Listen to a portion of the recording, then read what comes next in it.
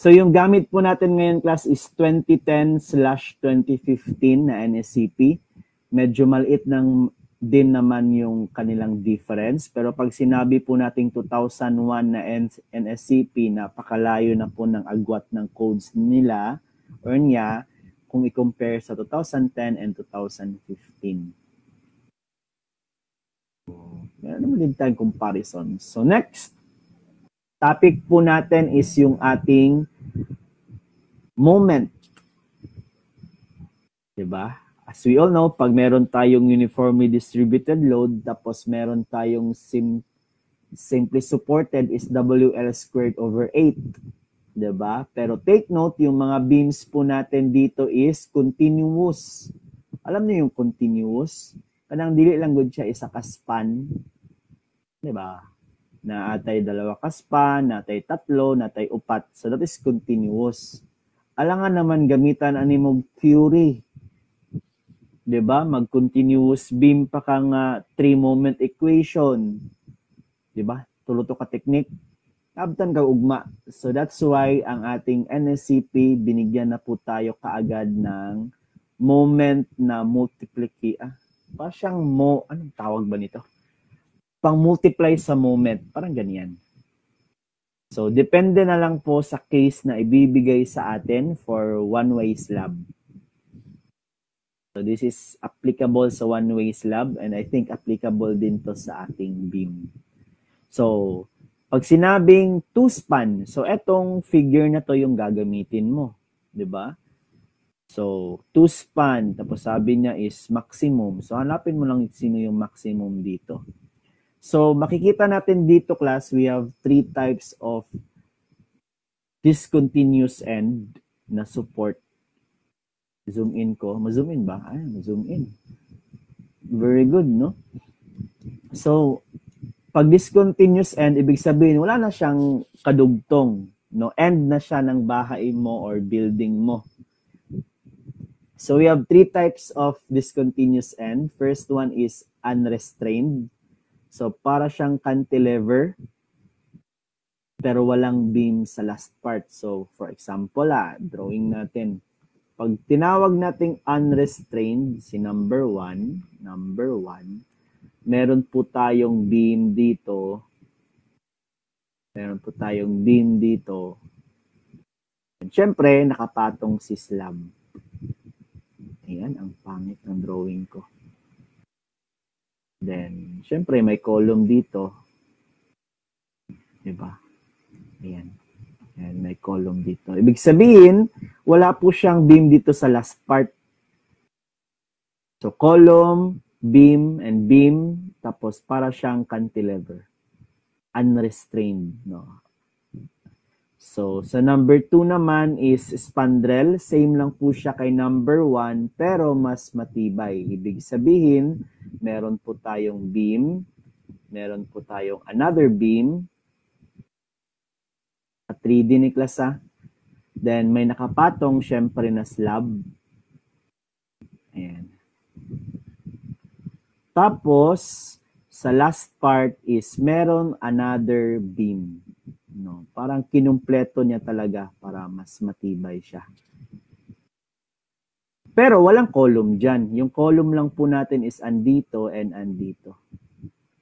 Diba? So, para din siyang cantilever. Again, sa number 1, wala po tayong beam sa last part.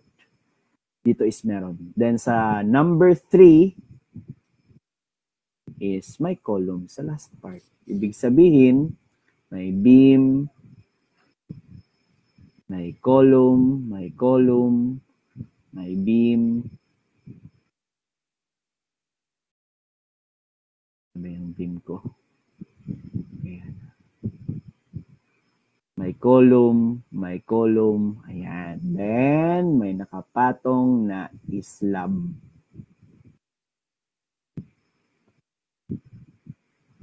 Aray ko na isabot, no? Yan. So, that is unrestrained, spandrel, and column. So, for example, sinabi niya, what is the moment if in the discontinuous side, discontinuous end of our tawag dyan, span, if it is unrestrained, 0. So wala yung moment daw sa last part. Pag sinabi ng what is the moment at the discontinuous end, so that is 1 over 24. At paano yan paggamit? So ang paggamit lang po niyan, class, is W L squared over number. So pag sinabing over 24, so WL squared over 24. Pag sinabing, what is the moment at the discontinuous end? Then outermost side, if the support is column, so WL squared over 16. Utok lang. Utok lang. So, depende din kung anong sasabihin niya. No, depende sa situation. So that's why meron tayong mga figures dito. So the first one is beam with more than 2 spans, so 3 or more. Second one is beams with 2 spans only. Third one is slab with spans not exceeding 3 meters.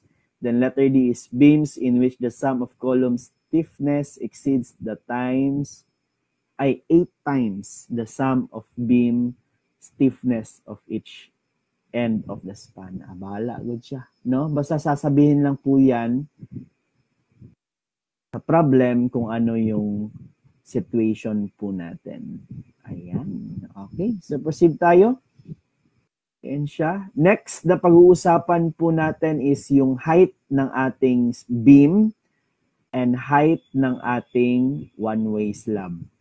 So, paano po ba i-set up yung minimum height ng isang beam or ng isang slab?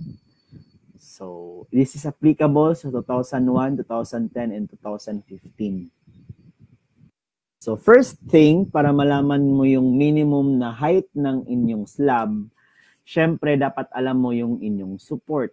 Pag sinabing simply supported, pag sinabing one end continuous, pag sinabing both end continuous, pag sinabing cantilever. Alam natin yan, pag simple supported, ibig sabihin, one span lang. So again, represent po natin, pag sinabi po niyang simply supported, syempre alam natin yan, no? Ang isa is roller, ang isa is hinge.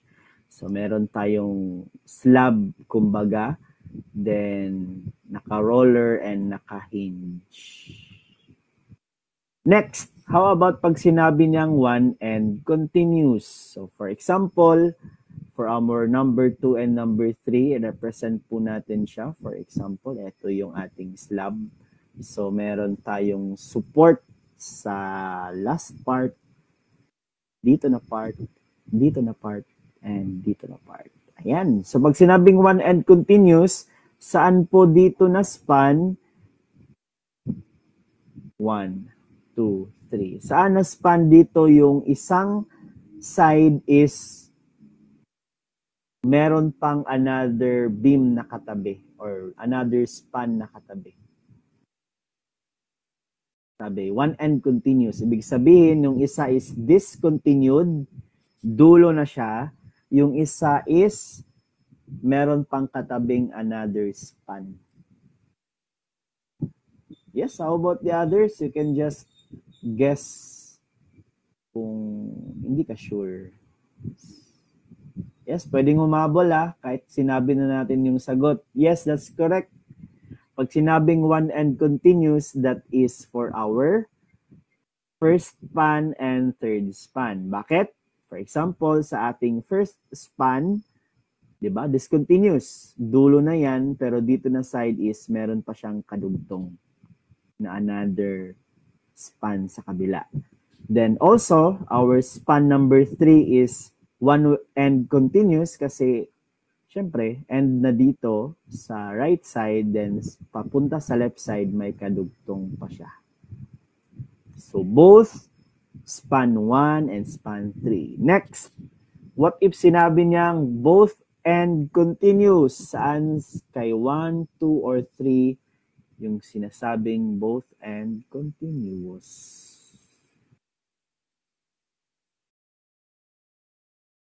Yan, very good. Siyempre, yung naiiwan dito, si span number 2. Ibig sabihin ng both end continuous, sa left side,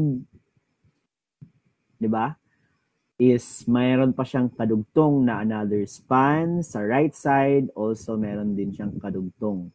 So what if, ibahin natin, kung nasabtan jud, no, dungaga natog another span. What if apat na span?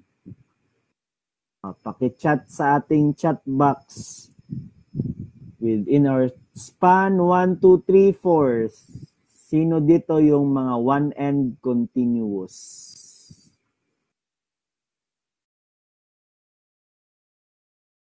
Ay, very good, no? Uda ba ninyo? So that is span number 1 and span number 4, no? Isang side nila is may kadugtong pa na another span. How about our both end continuous? Very good.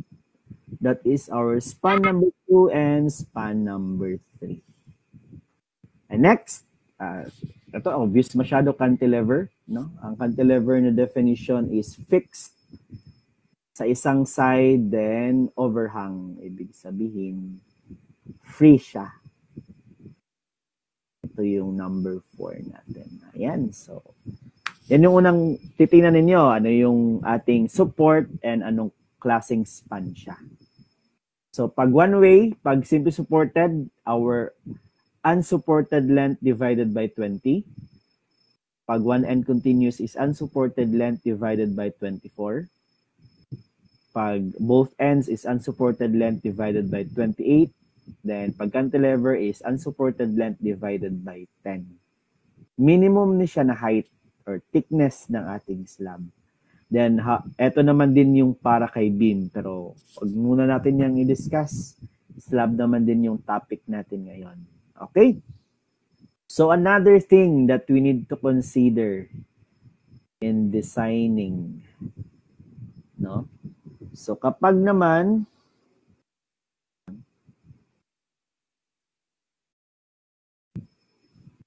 ayan.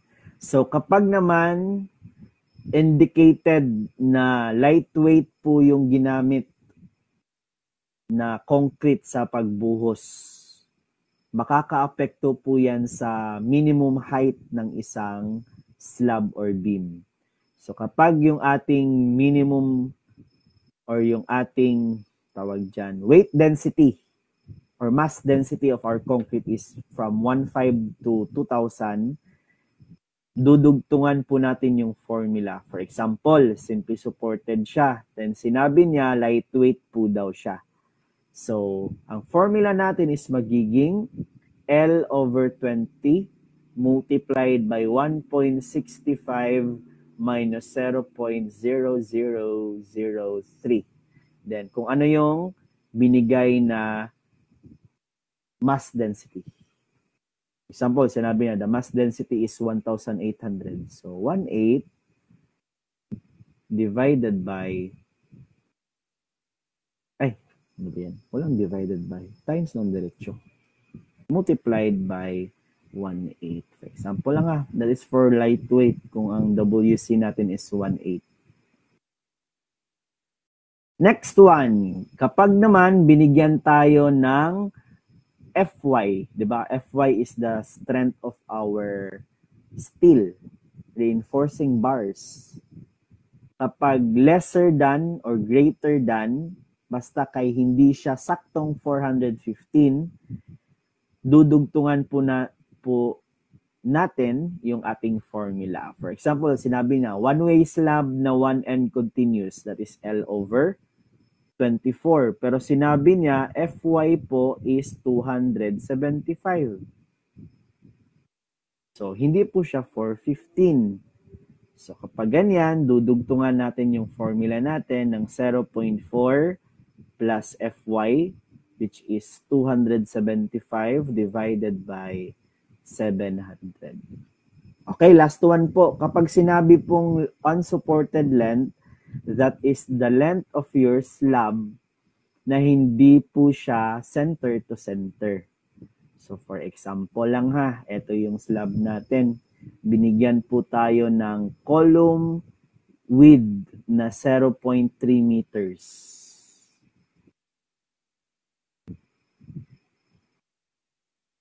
Then yung ating center to center span of our slab is 5 meters. What is our unsupported length? Ibig sabihin yung nasa inner face of our column papunta sa kabilang inner face of our column. Sige daw, saan mo na pag-solve? 0.3. Yeah. Ang center to center is 5 meters. Gamitin daw logic. Para mabilis tayo, ang gagawin mo is 5 meters minus, eto sa gitna, so ano yung kalahati ng 0.3? 0.15. Sa kabila is another 0.15. So 5 meters minus 2.15, pila man na? Sobra ra ng 4.4 Alvarado.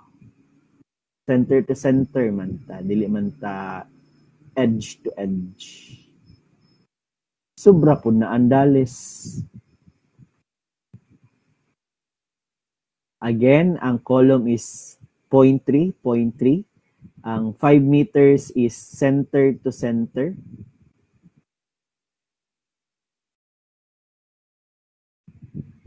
Sige daw. What is our unsupported length? Ano yung from this part, innermost na face ng ating column, papunta sa kabila na inner face? So, mag-minus. Sinabi ko na kanina, kalahati ng 0.3 is 0.15. Kalahati ng kabila is 0.15. So, 5 meters minus 0.15 minus 0.15. Very good. Our unsupported length is 4.7 meters. So, ganyan mag-solve. Pero may mga problems naman din, class, na binibigay kaagad. The unsupported length is 4 meters. O di, mao na to dito imong gamiton. Yan na yung ating gagamitin kaagad. Okay, so I hope that's clear. Save natin. So as always, no, before we solve our problem, syempre, i-develop or discuss po muna natin lahat ng codes na kailangan. So discussion ba lang ni? Then mamaya, magbibigay na tayo ng example. Okay, proceed tayo. How about this topic? Next topic po natin is paano po siya i-determine kung yung isang slab is one-way slab or two-way slab. No. So, paano ba siya i-solve? Meron po tayong formula dyan. Ang formula po natin is S over L. So, for example, meron tayong slab. Ano ba yan? Ito yung example natin na slab. Binigyan po tayo ng slab. Ang kanyang dimension po is 3 meters. Yan, for number 1 ha.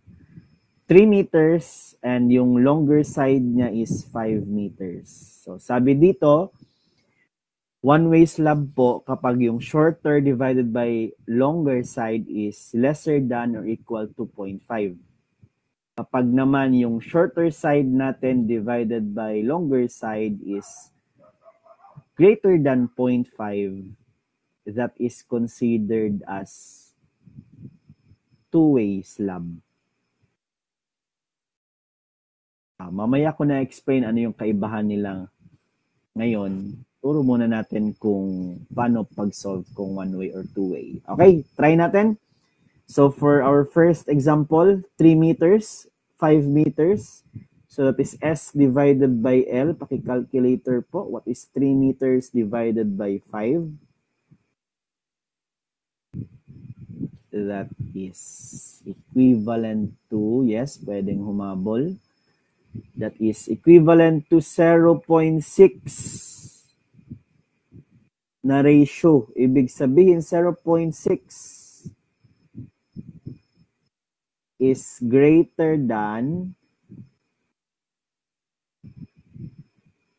0.5. Hesitant pa, no? So, what is this? Is this one-way slab or two-way slab? Very good. That is two-way slab. Ilipat ko lang dito, class, ha? Ba yan? Giswap. Okay, mo na ito nung dre. So, 3 meters. Sorry. Ano yan? Hindi masulatan. Baka malito kayo sa drawing kasi. 5 meters. So, this is S divided by L. 3 divided by 5. 0.6 is greater than 0.5. Therefore, 2-way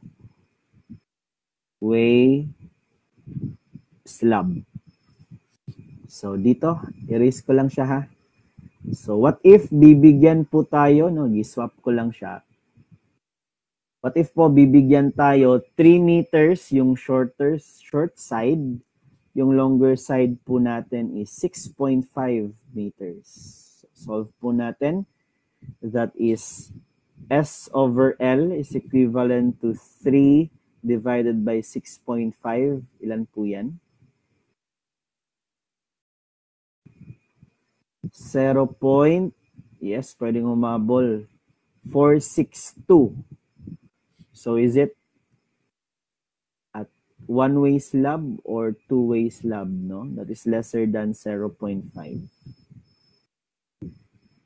Ayun, very good. So this is a one-way slab. So ganyan pag-determine.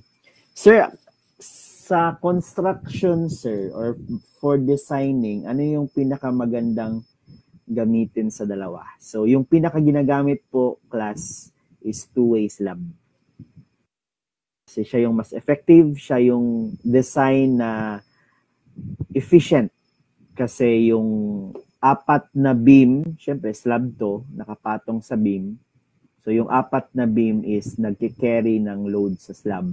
Whereas, kapag one-way slab kasi, yung longer side lang na beam yung nagki-carry. As you can see in our arrow, diba?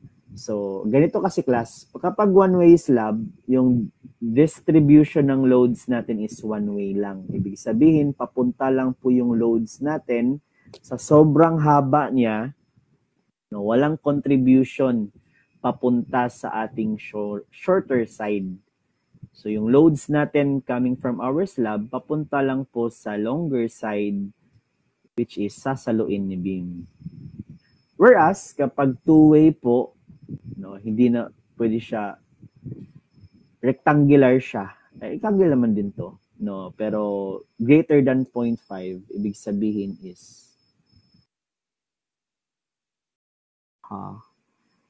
pag ang slab is dili perfect squared, like may dugtong na area. Huwag mo gawing ganyan, no? Para kang architect. Diba? Papahirapan mo pa ako. Perfect square. Sige. Kapag perfect square naman, ito nakalagay, equal, lesser than or equal to. So, pagbigyan natin siya. Our third example, for example, ang S po natin is 3 meters. Yung ating longer side po is 6 meters. So, sakto, no? 3 and 6. So, solve po natin. S divided by L. 3 divided by 6. That is 0.5. O, kapag saktong 0.5, is it one-way slab or two-way slab?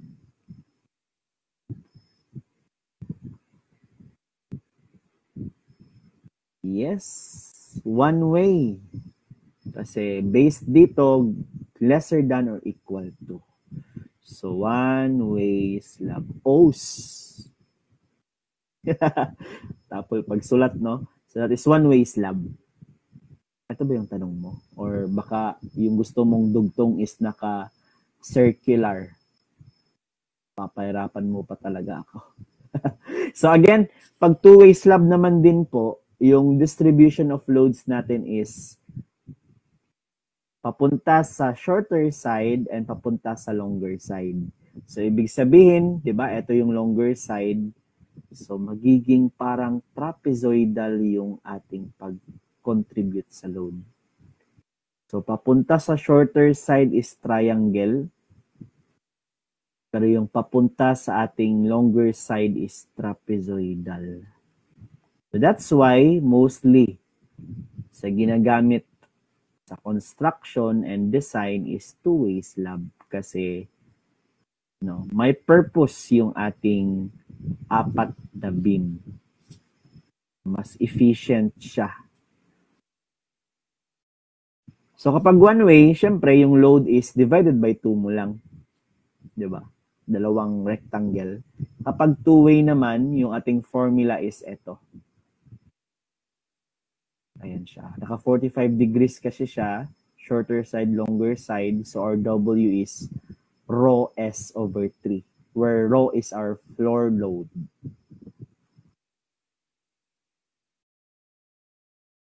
Sige lang. Matopic natin to sa two-way slab. But for today, focus lang po muna tayo sa one-way slab. Okay, proceed tayo. Next. Ayan.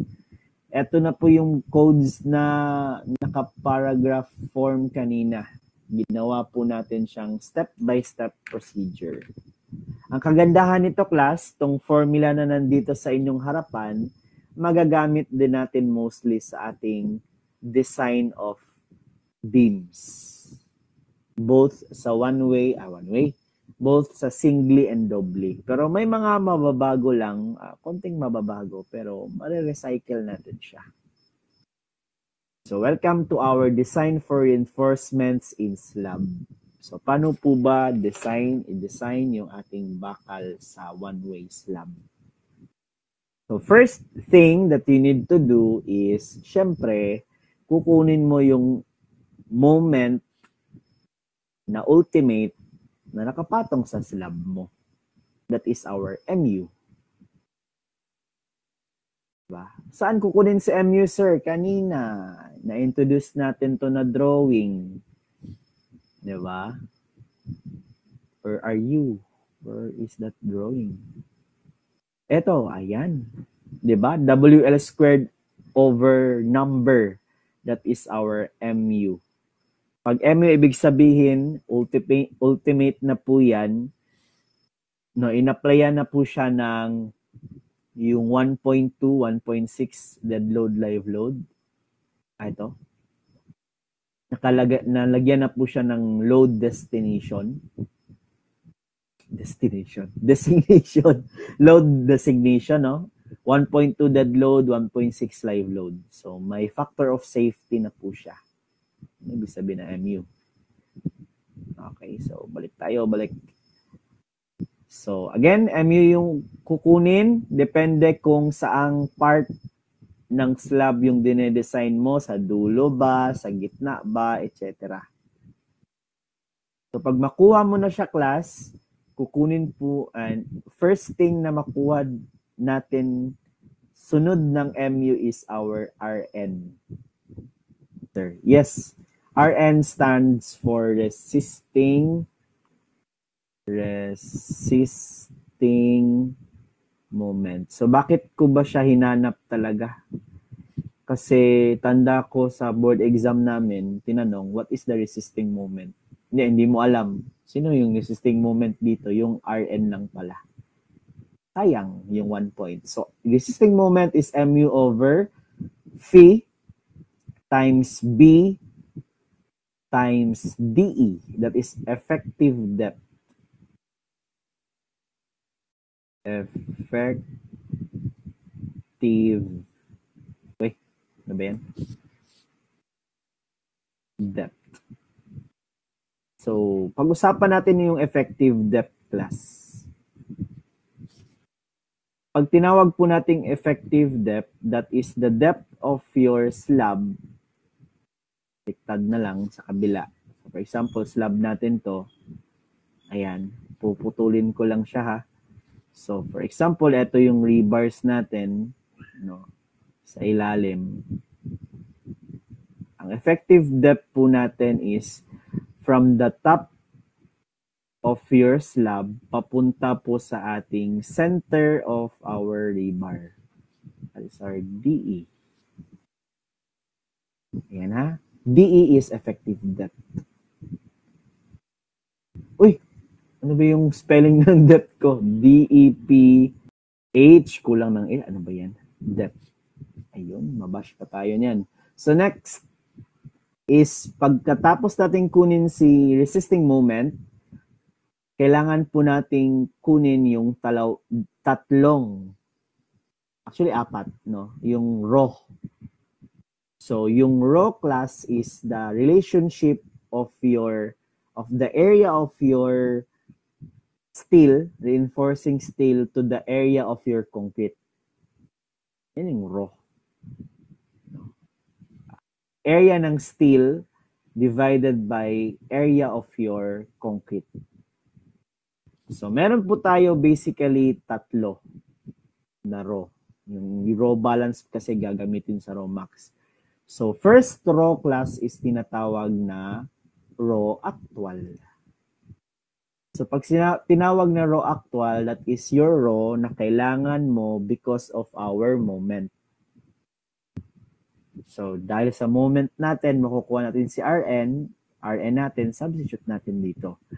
So, ang formula ni raw actual is 0.85 Fc prime divided by Fy multiplied by 1 minus square root of 1 minus 2 Rn over 0.85 Fc prime.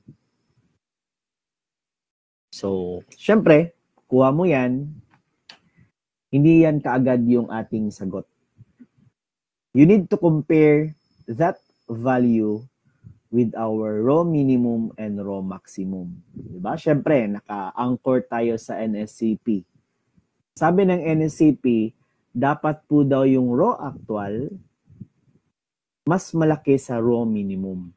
Diba? Kasi hindi naman din po pwede na, for example, maliit masyado yung load ng isang beam or ng isang slab. Napakaliit. Pwedeng gamitan yan ng 10 mm na bars. So, yes, kaya ni 10 mm, pero yung pag-apply sa kanya, yung pagpulupot ng ating mga ties, di na siya efficient, kumbaga. So, that's why sabi ni NSCP, hindi pwedeng bumaba ng 0.002 yung ating raw. Hindi pwedeng bumaba ng 0.002 yung relationship ni area ni steel sa bars divided by area ni concrete. So 0.002 kapag yung Fy natin is lesser than or equivalent to 415. Then yung raw minimum po natin for slab is 0.018 kapag yung Fy natin is greater than 415. So yan yung first natin na dapat i-compare.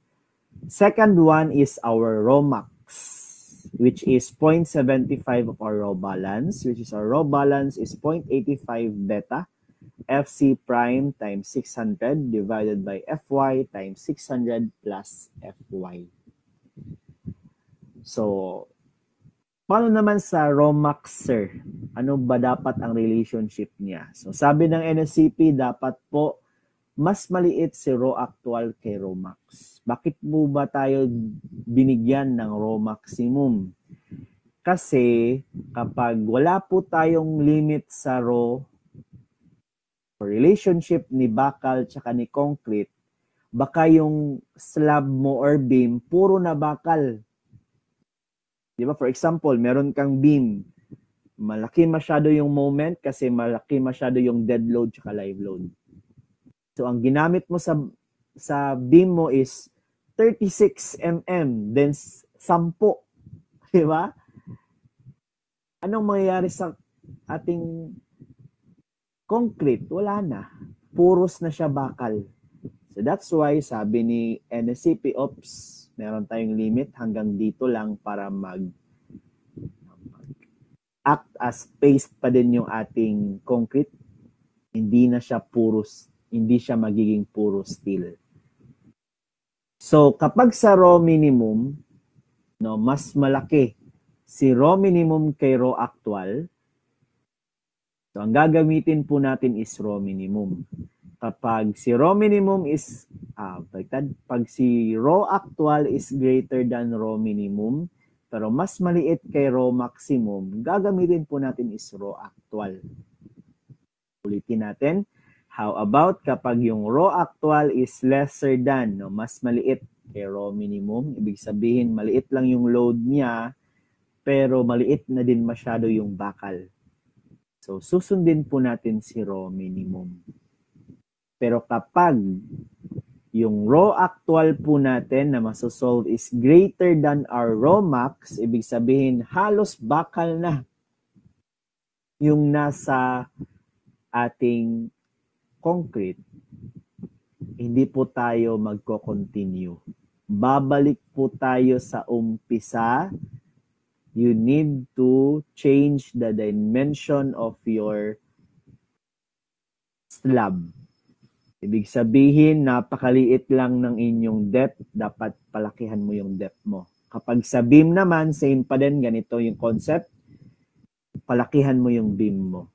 Pag-uumpisa ka sa first step, yung dimension of beam, palakihan mo, kunin mo ulit si MU, si RN, hanggang hindi na lumampas yung row up kay row maximum. So, ganyan po yung concept natin. Okay. So, what if, sir, naka-decide or na-solve ko na ang dominant is si row up or si row min. So, yan na yung gagamitin mo dito. AS, area of our steel is equivalent to row up kapag row up yung mag-dominate. No? Pag ito yung makuha mo sa code. And dito sa formula is row minimum yung gagamitin times B times DE. Kapag raw minimum naman din yung mag-dominate. Okay, next. Kapag slab po yung sinusolve natin, hindi po siya tinatanong kung how many bars. Hindi po ganyan yung slab. Pag slab po is per unit length. So, imbis na how many bars, ang tinatanong po is what is the spacing of the bars. So, for example, mag-drawing tayo. For example, this is 1 meter length of our slab. So, yung tinatanong po is the spacing of our reinforcing steel, CS. Dudugtungan ko siya. Ganyan na. Ayan yung kaibahan pag mag-solve tayo ng beam and slab. Kay beam, how many pieces? Pero kay slab is what is its spacing. Okay, next. Ang dami, no? Pag makuha mo yung S actual, di ba? Coming here, S act. Hindi po yan kaagad yung sagot mo. Meron po tayong another checking. No? Sa ating main bars, ayan.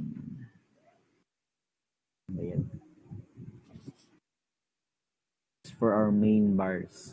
So, para sa ating main bars po, pag makuha mo na yung S actual mo, i-compare mo po siya sa 3 times the height and sa ating 450.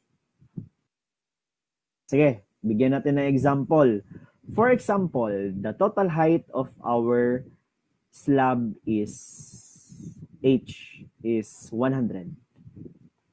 Then, yung nakuha mo na spacing S actual is 200 maganda 280 mm. Diba? Sabi ko kanina, you need to compare. So, ang first comparison is 3 times height. Again, sabi ko, height natin is 100. So, 3 times 100. So that is 300.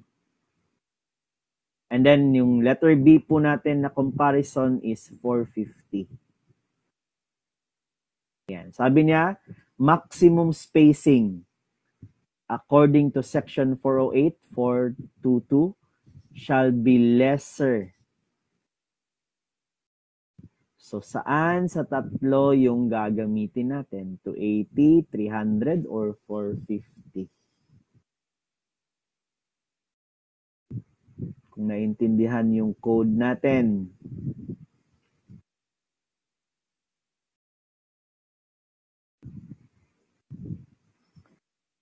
Yes, how about the others? Or nalilito pa no? Or baka they are just afraid of committing mistakes. Kaya yes, that's correct. Ang gagamitin po natin yung pinakamaliit, which is si 280 mm. Okay, last. Eto. Temperature bars. As we all know, pag meron po tayong main bars sa slab, meron po yung bars sa ilalim. Ang purpose po ng bars sa ilalim ng main bars natin sa slab is temperature. Ibig sabihin for our expansion and contraction, and para din meron tayong doon ikakabit or parang i-combine using our lateral ties. Yung ties natin, dito siya ihikot ba? That is our temperature bars. Nasa ilalim. So, kapag temperature bars naman po yung pinag-uusapan, diretso na siya. Wala na pong raw actual, raw mean, raw max. Diretso po siya. Our raw temperature, diretso po, that is 0.002. Then yung formula po natin sa AS for our temperature, hindi ko po kasi nalagay dito, is raw temperature times base times height. Diba dito is raw BDE. Pero pag kay temperature bars is raw sa temperature, which is 0.02, base times height. Yung height, ang ibig sabihin is total height. And syempre, hindi po yan kaagad yung ating sagot. I-compare pa din po natin sa 5 times height and 450. Ayun, we're done with our concept. Concept lang po yan. Proceed po tayo sa ating examples. Diba? Alam nga naman na magdiretso tayo sa example without you knowing the concept behind our formulas. Just chill. Chill lang kayo dyan. Proceed po tayo sa examples for today. Okay na? Lahat ng mga pinagsasabi natin kanina, i-apply na po natin sa ating example. Hindi ko nalagyan ng space. Wait lang. Asa man ta mag-solve ani? Ayan.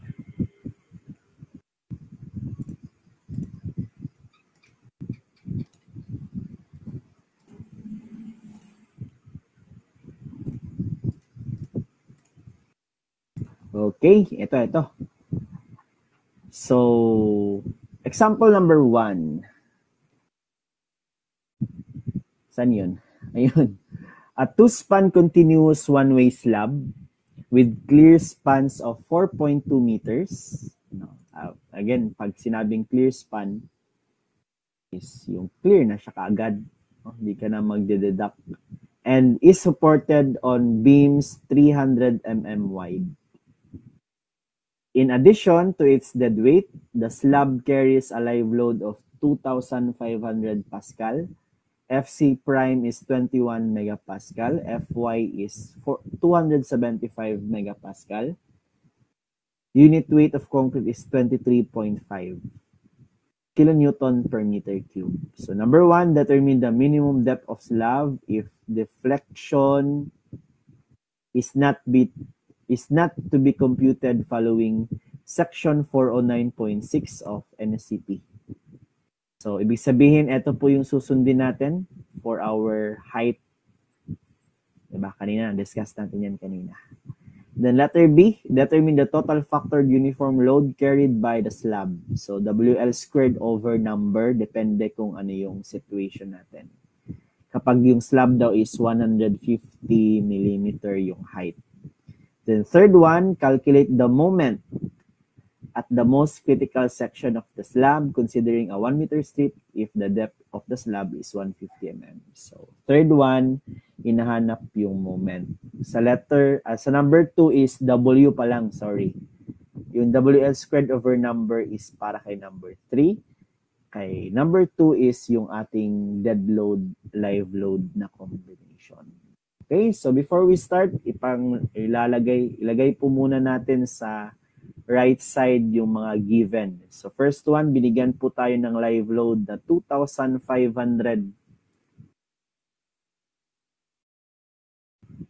ano yan?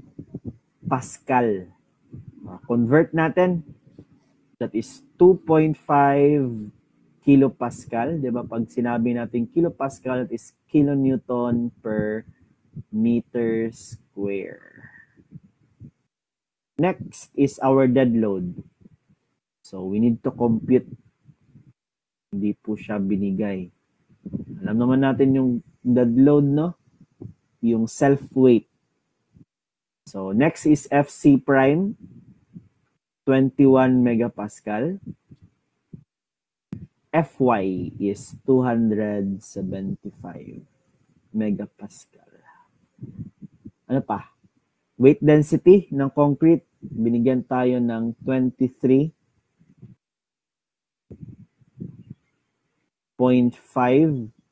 kilonewton per meter cube. And yung unsupported length, binigay ka agad, no? 4.2 meters. Ayun. Proceed po tayo. First is minimum depth.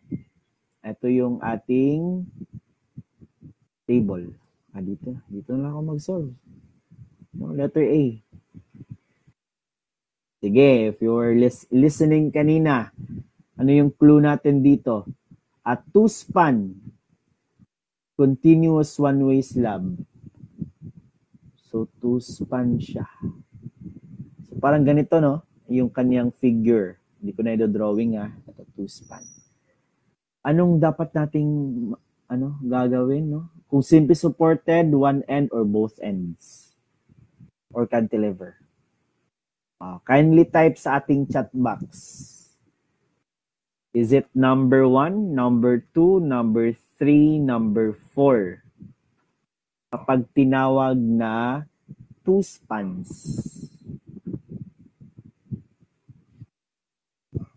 Sige daw. Use your common sense. Drawing tayo. Pag meron tayong two-span class, is it a simply supported slab? Siyempre. Diba? So, flush out natin yung simply supported. Next, is this a cantilever? Hindi. Diba? So, si span 1 and span 2, anong kind of span sila? Is it one end continuous or both end continuous?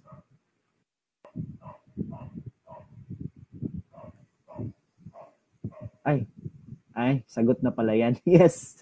Sorry. Yes, that's correct. This is one end continuous, di ba? Both po sila na yung left is continuous, sa kabila naman is yung papuntang right. Baliktad. Right is continuous, sa kabila is left is continuous. Yes. So therefore, this is wrong. This is correct. So, dito po siya na belong kay one end continuous. Next, check natin, di ba? We have letter A and letter B.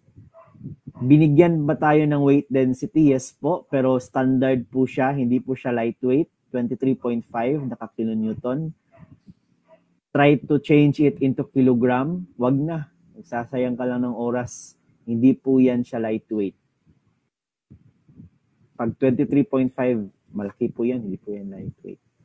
So, X sa letter A na category. Letter B, yung ating FY, 275, ayun. 'Di ba?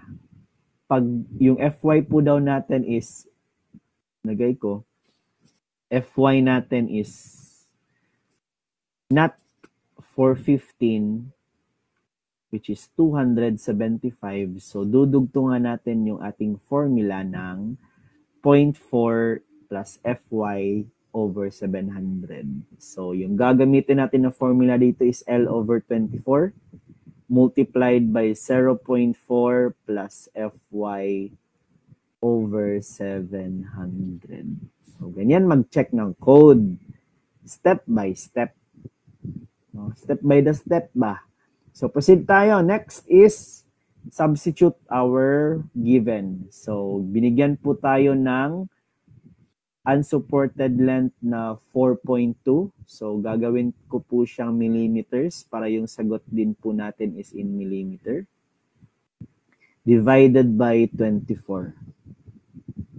So, multiplied by 0.4 plus Fy po natin is 275. Wag na po lagyan ng unit. No? Maka-cancel out lang din po yan. Parang ano na siya, constant na yan.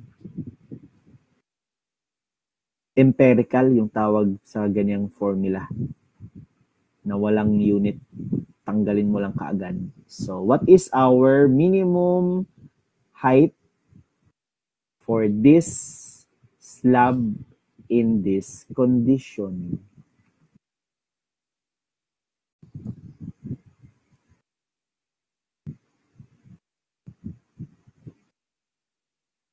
Yes, how about the others? That's correct. 138.75 millimeters. 1 point. Ayan. So, ganyan, gumamit ng code.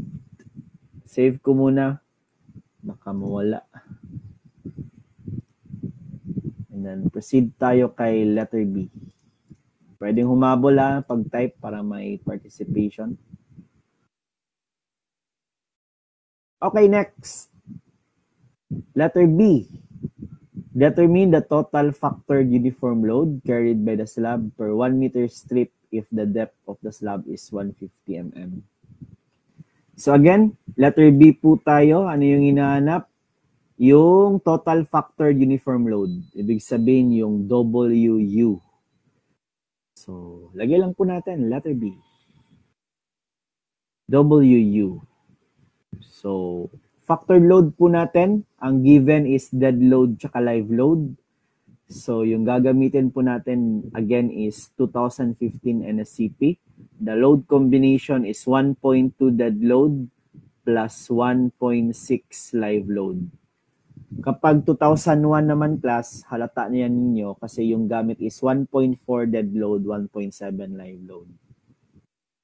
So, kumbaga, mga past codes is over-design kasi malaki masyado yung factor of safety. Ngayon, 2015 is pinaliitan, hindi ko din alam kung bakit.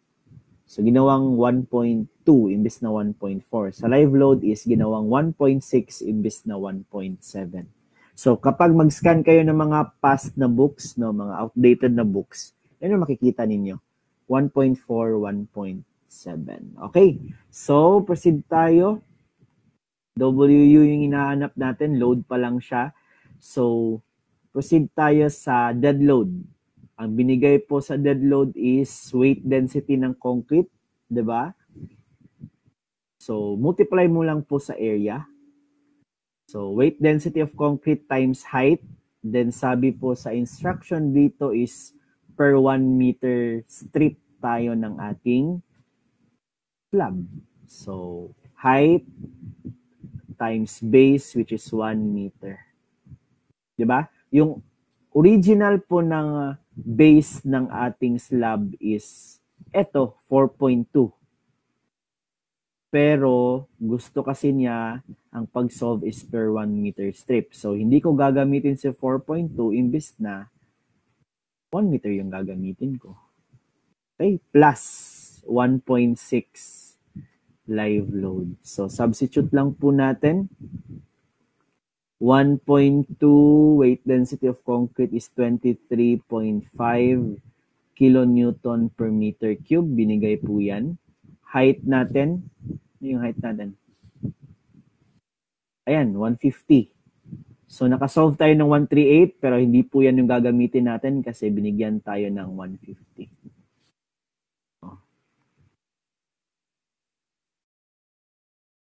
So, yan yung gagamitin natin. Times 0.15, di ba? Meters times 1 meter. Sakto, kilonewton meter. Di ba? Cancel out, cancel out, cancel out. Then next is our live load. 1.6 times live load po natin is, ano yun? KPA, naka-kilonewton per meter squared pa siya. So, 2.5 kilonewton per meter squared. Sabi kanina, per 1 meter strip po yung pag-solve natin. Yan, paki-calcu. What is our WU?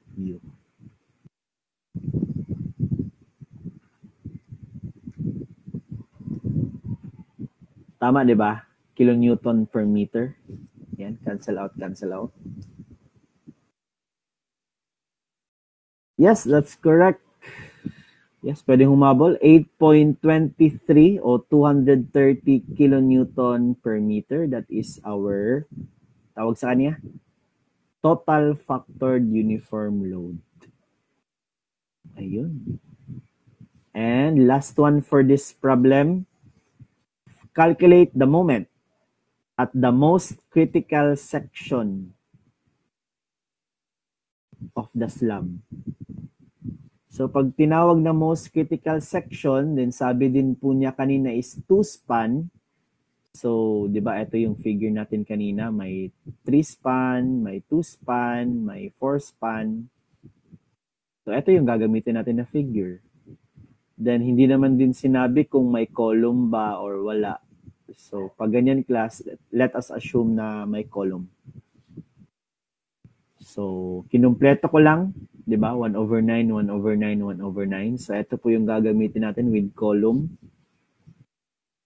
Pero with or without, I think same naman din po sila ng maximum, di ba? Again, balikan natin, most critical. So, pag tinawag na most critical, sino po dito yung ilalagay natin kay WL squared over number na malaki yung lalabas na moment. Use your common sense. C1/16, C1/14, C1/9. Saan sa tatlo? Imagine. Ano ba yan? Nasa dulo. MU equals WL squared over number. Kailangan natin is critical. So, ibig sabihin malaking value. Yes, that's correct. 1/9, di ba? Kapag maliit yung iyong value sa ilalim, kapag pag maliit yung ating denominator, malaki yung ating sagot. Kung i-compare sa 1/16 and 1/14. Yes, that's correct. So, ang gagamitin po natin is si 1/9. Siya po yung critical. Apply natin. So, ito is MU is equivalent to WL squared over number. And based doon sa figure kanina, yung critical po natin is si WL squared over 9. Substitute lang po natin kaagad. W natin is na-solve. 8.230 kilonewton per meter. Length, unsupported length is 4.2 meters squared divided by 9. So, So, what is our answer? Yes, that is 16.131 kilonewton meter. Kilonewton times meter. And that is our final answer. Ayan. So, ganyan po magkuha ng MU from our height, which is 138. Pero again, hindi ito yung sinunod niya. Kasi sa number 2, nagbigay siya ng height. Then, papunta sa ating WU, galing sa 1.2 dead load, live load, 1.6. Then, based sa ating figure, for our WL squared over number, meron na tayong MU. So, that is the end of our first example, which is, kumbaga, the first step for our second example. Diba? Ito na po yung gagamitin natin. Sabi ko kanina, in designing our rebars, ang pinakaunang kailangan mong kunin is si MU, which is nakuha na nato. Where are you? Ayan, MU. So, kung dugtong siya, pero eto, hindi naman din siya dugtong, binigay kaagad. Yung MU natin dito sa number 2 is 8.5. Proceed po tayo sa ating second example. So, a 3-span continuous one-way slab with clear spans of 3.5 meters and thickness of 100 mm is supported on beams 300 mm wide. So, hindi naman din yan natin magagamit kasi yung binigay is clear span na kaagad. Clear span. So, hindi na tayo magdededuct ng 150, no? So, the slab has an effective depth of 74 mm and carries a total factored floor load of 8.5 kilopascal. So use FC prime is equivalent to 21, MPa and Fy is equivalent to 275 MPa. So unit weight of concrete is 23.5 kilonewton per meter cube. Ayun. Number 1, calculate the moment at the most critical section of the interior slab considering a 1 meter strip. Number 2, calculate the span of 12 mm main reinforcing bars at the most critical section of the interior slab. And number 3, find the spacing of the 10 mm diameter temperature bars. Okay, so again, same po kanina, ipanglista natin dito sa right side lahat ng given. So, unsupported length is 3.5 meters. Again, class, just correct me if meron akong maling masulat. Total height is 100 millimeters. Ito. Beam, kay beam ha, beam's base is 300 mm. Hindi naman din natin ito magagamit. Kay beam yan. Then, effective depth of our slab, di ba, napag-usapan natin yan kanina, 74 millimeters. Then, ano pa? WU is 8.54 kilopascal or also known as kilonewton per meter squared. Sino pa? FC prime. 21 megapascal. Sino pa? Fy. 275 megapascal. Weight density of concrete, 23.5 kilonewton per meter cube. Ang gagamitin natin na diameter ng bar, main bars, is 12 mm. And last one, ang diameter na gagamitin natin kay temperature bars is 10 mm. Okay, so lagyan lang po natin ng konting drawing. Uy, bakit beam to? Ginawang beam, no? So, for example, this is our slab. Hindi ko na lang siya ibubuo. Ayan, nakakat. Ayan. Portion lang. So, for example, this is our slab.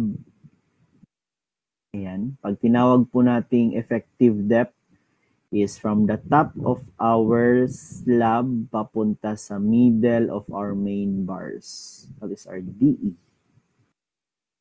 which is 74 mm. And yung ating total depth naman, which is our H, height, is 100 mm.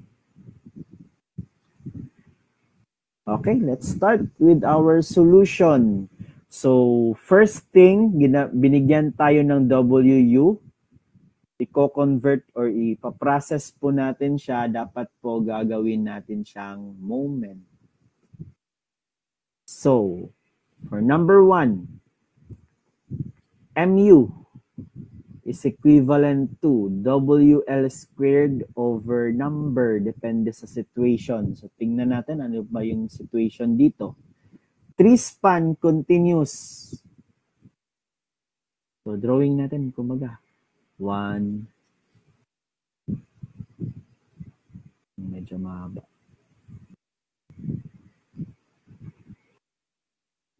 Ayan. 3-span.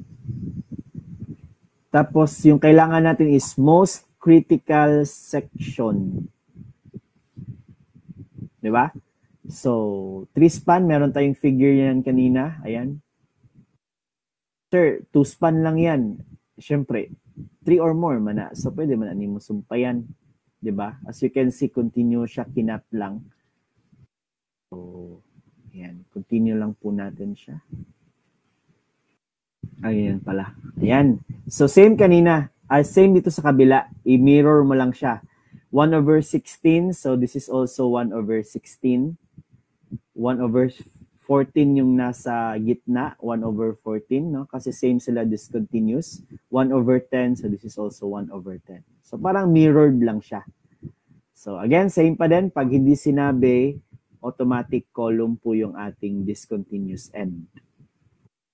So, again, balikan natin. Anong sabi niya? Most critical section of the interior slab. So, lagyan natin ng number. 1, 2, 3. Saan dito na span yung tinatawag na interior slab?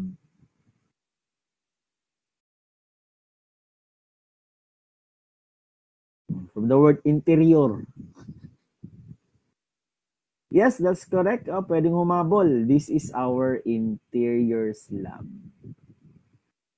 Interior. Si number 2.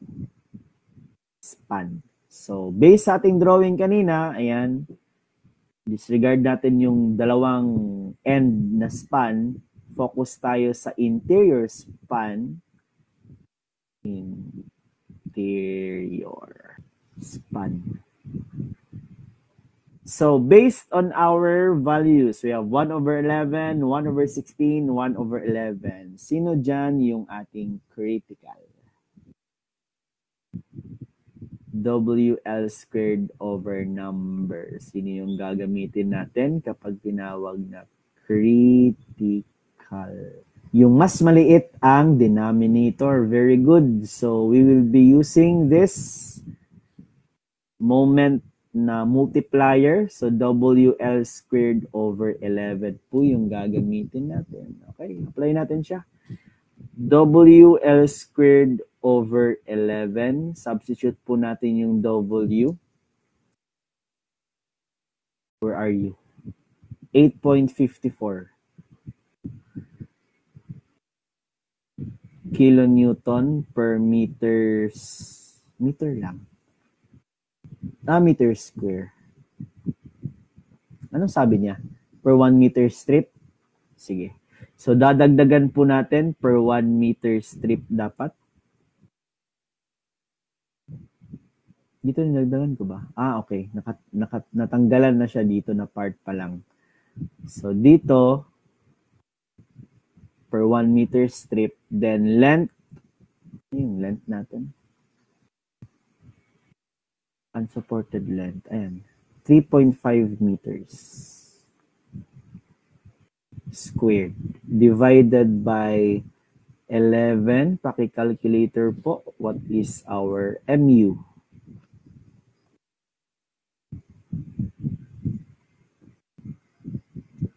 Yes, pwedeng humabol. Double check lang ha. So that is 9.510 kilonewton times meter. Naging moment na siya. Ayan. Yan yung ating first step.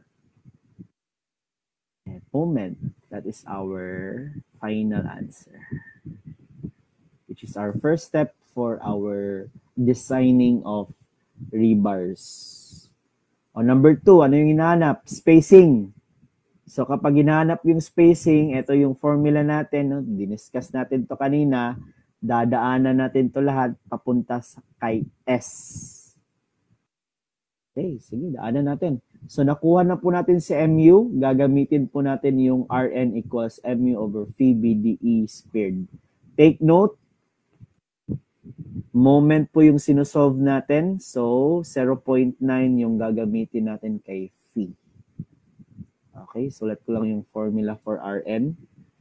Resisting moment.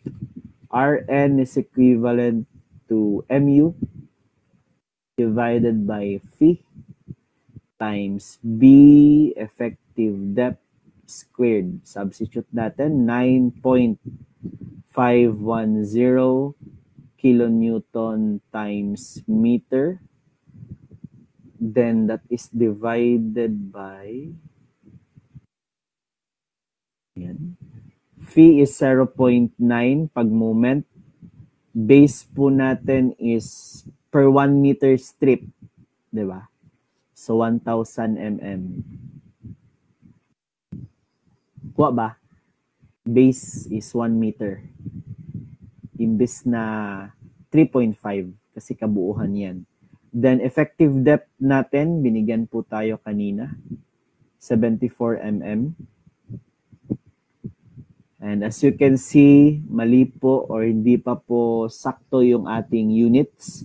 So we need to multiply yung ating numerator by 1,000 squared para si kilonewton maging newton and para si meter maging millimeters.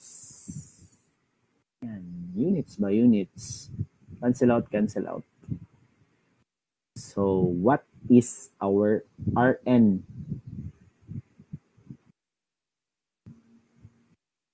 1.930. Yes, pwede na po yan na sagot. Pwede mo din ilista lahat. Medyo, ano kasi siya class? Kalimutan ko yung word. Maselan sa decimal places. So, pag you are solving sa RC, kapag hindi pa po siya final answer, mas maganda pong i-store mo siya. Pero dito, hindi tayo nag-store. Sige lang, dito na lang. 1.930, may pakadugtong pa po yan or para mas effective po yung ating pag-solve. So, shift, store, kay A. Diba? Marunong naman kayong mag-shift store. So, store A mo muna. Okay, next. Pag meron na po tayong Rn, solve for our rho actual. So, substitute natin siya kay rho act. Rho act is equivalent to 0.85 Fc prime divided by Fy times 1 minus square root of 1 minus 2Rn divided by 0.85 Fc prime. Ayan, substitute mo dyan lahat. Okay. So, 0.85 Fc prime natin. Ilan yun? 21. Fy is 275. Paki-calculator po. 1 minus square root of 1 minus 2. Then, nag-store tayo ng Rn which is A. So, alpha A. para lumabas si A. Then 0.85 and FC prime.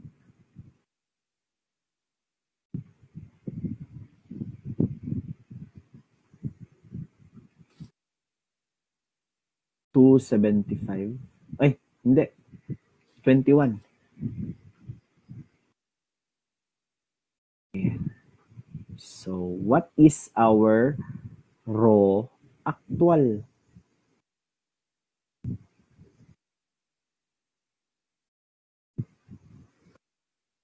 Yes, how about the others? Pang double check lang.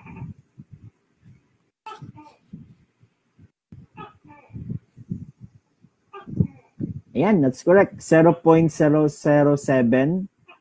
or 0.00777. Sure ka ng 777 mo? 744, basta.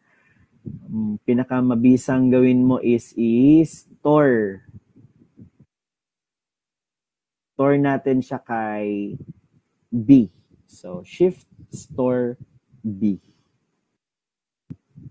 Okay, next. That is our raw actual. So, di ba? We need to compare that one to our raw minimum.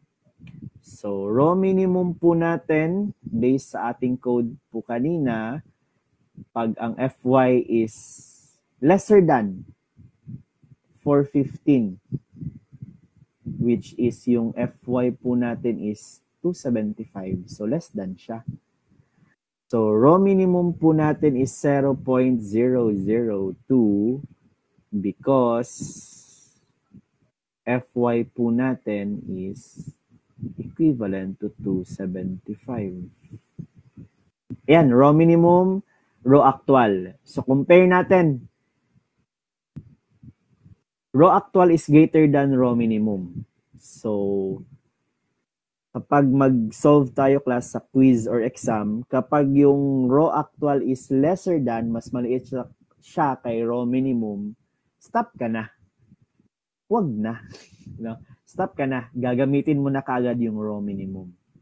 You don't need to solve for raw maximum. Nag-aaksaya ka lang ng oras. Pero based dito sa ating example, si raw actual is greater than raw minimum. So we need to check we need to check yung ating raw maximum kung lumampas ba si raw act. Pero again, kapag raw min is greater than raw act, raw min ka na kaagad. Okay, I hope that that's clear. So proceed tayo. So before tayo mag-solve kay raw maximum, dadaan po muna tayo kay raw balance. Diba? Formula ni raw balance is 0.85 beta FC prime 600 over FY 600 plus FY. So, lagyan natin. 0.85 beta FC prime 600. Ang beta class is 0.85. That is a constant for beta. Ay, sana yun? Wala na ako. FY times 600 plus FY. Substitute natin, 0.85. Again, beta is constant, 0.85. Kapag naman sa beam, constant din siya 0.85 pero magdepende din siya kay FY. Pero sige lang, kay beam pa yun. Nasa slab pa tayo. So 21 times 600 divided by 275. 600 plus 275. Ayun. What is our raw balance?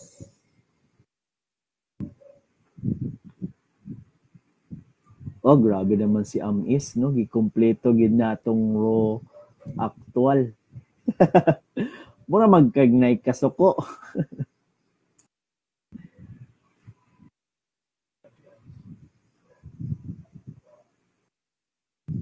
Yes, ayan. Para diretso, yung lumabas sa calculator ninyo, multiply ninyo ng 0.75.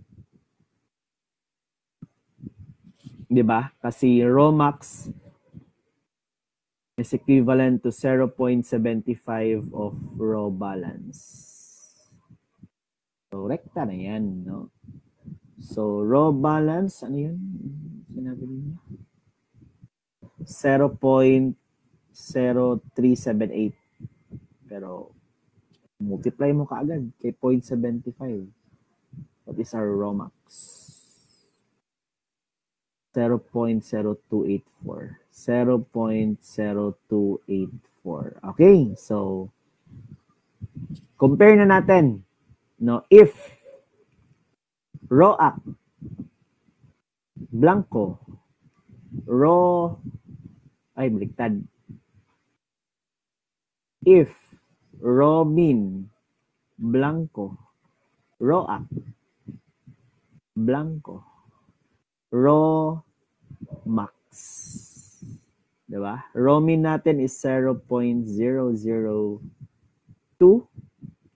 ROAC natin is 0.744.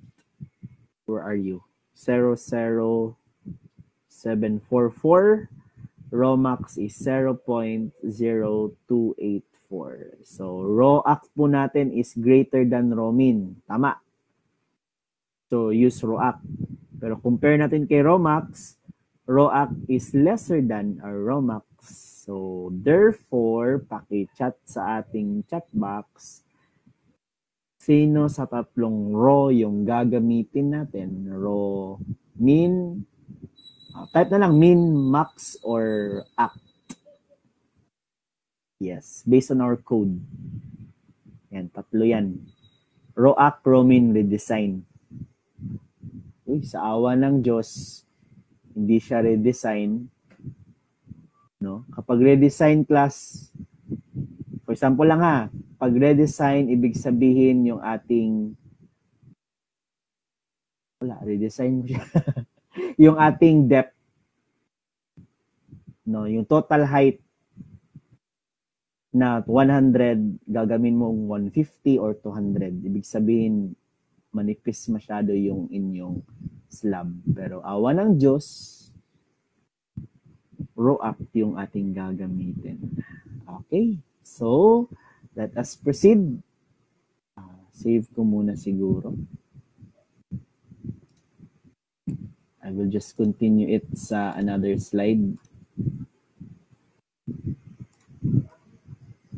Okay, so proceed tayo. ROAC, no? Klaro naman, no? Ganun ka lang mag-step-by-step procedure. So, proceed tayo kapag ROAC, ito na, AS rho BDE. And since ROAC yung nag-dominate, so AS is equivalent to ROAC times base times DE. No, area of steel na po tayo. So base kanina, no, na-save di ba natin to? Alpha B yung value ni ROAC times base. Ang base po natin is every 1 meter strip, so times 1,000. Then effective depth is 74 millimeters. So what is the total area of reinforcing steel? So again, AS is equivalent to ROAC, BDE.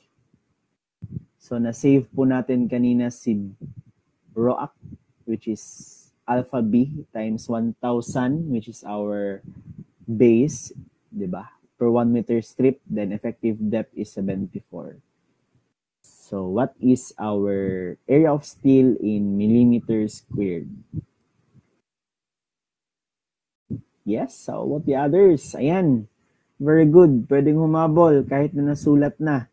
550.831 millimeters squared. Ayan. Siyempre, yung hinahanap po natin is not the number of rebars. Again, pag slab, hindi po siya number of rebars. Dapat spacing po siya. So, Proceed tayo sa next formula. Paano kunin yung spacing?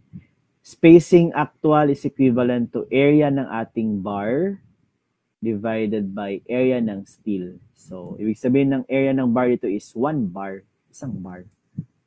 Isang rebar na area or sectional area. Sundan natin. S is equivalent to area ng isang bar divided by the total area of our steel. So, di ba, pag circle, ang area is pi r squared. Pero sa RC kasi class, sa board exam, yung binibigay parate is diameter. So, imbis na pi r squared, yung formula ni diameter is 0.25 pi d squared. Yan ha. Di ba, pag radius, divide mo pa yung diameter, sayang ng 5 seconds. So, para masanay kayo, 0.25 pi d squared. So, again, yung sinosolve natin dito is yung spacing sa main bars, and based po kanina, yung main bars po na gagamitin natin is 12 mm.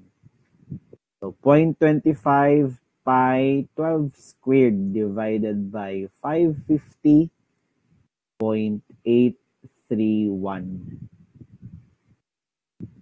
millimeter square.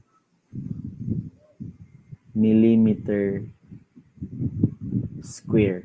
Oy, sir, walang unit. Hindi po. Sabi natin kanina is per 1 meter strip. So, meron tayong times 1 meter. Yes, what is our spacing? Spacing act. Lalagyan ko S act.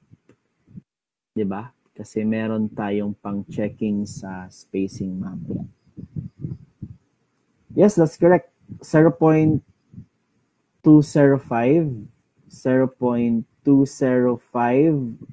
meter. Gawin po natin siyang millimeters. Diba? Ang accord naman kung 205 yung ipapasukat mo kay foreman, so round down natin, 'di ba? Round down po tayo kapag mga spacing. 'Di ba? Kasi mas safe pag papaliitan yung spacing. Kasi pag mag-round up ka, wala na, mafe-fail na 'yan. So round down ka lang, no. Pwede na din sa quiz natin ng exam, 205, so 205. Basta malapit lang yung sagot mo.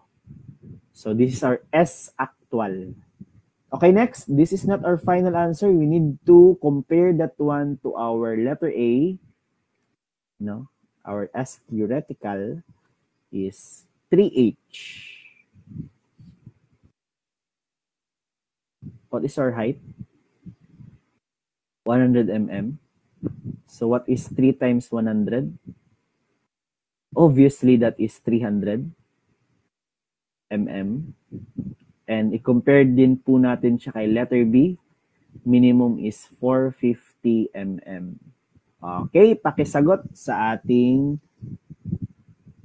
chat sa ating chat box. Ano yung gagamitin? Si S act, si letter A, or si letter B?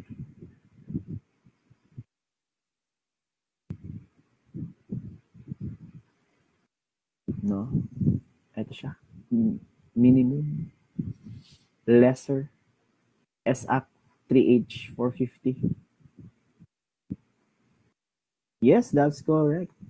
Ang gagamitin po natin is therefore, lagay ko, therefore, use S act, which is 200 mm. Ayan, final answer. So proceed po tayo sa ating last na hinahanap. Find the spacing of 10 mm temperature bars. So na-discuss po natin kanina, kapag temperature bars, automatic po, rho ng temperature is 0.002. Formula ng AS for temperature temp is rho temp BH. Okay, number 3, rho temp. Diretso 0.002. AS temp raw temp. Base times height. So 0.002 base is per 1 meter strip.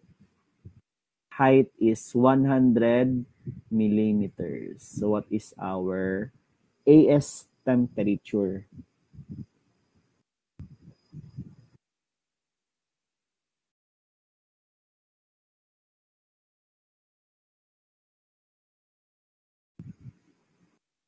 Ah, 200. Okay. So that is 200. Hindi pa yan yung sagot ha. Millimeter square pa po yan. So, solve natin. S temperature is equivalent to area ng isang bar divided by our area S temperature. So, 0.25 pi. Sabi kanina, yung temperature bar po daw natin na gagamitin is 10 mm divided by 200. This is mm squared. This is also mm squared. Pero lalagyan po natin ng per 1 meter strip. Yes, that is 0.393 meters or round off natin. For example, gawin natin 390. Round down ha kapag spacing. Millimeters. So this is not our final answer. We need to compare this first to our letter A. Ang letter A po natin pag temperature is 5H. And letter B is 450. So A is 5H. 5 times 100. 500. Letter B is diretso. 450 mm. Okay, for the last question. Sino yung gagamitin natin? S-temp, 5H, or C450? Yes, very good. Ang galing. S-temp is 390 millimeters. Ayan, ganyan mag-design ng one-way slab. Kagandahan nito, kung ano yung concept natin dito, maliit lang yung kanyang difference in designing our beam. So, ayun. If you have questions, type sa ating chat box. Again, class, thank you for listening for tonight. I hope that you have learned something sa ating topic for this day.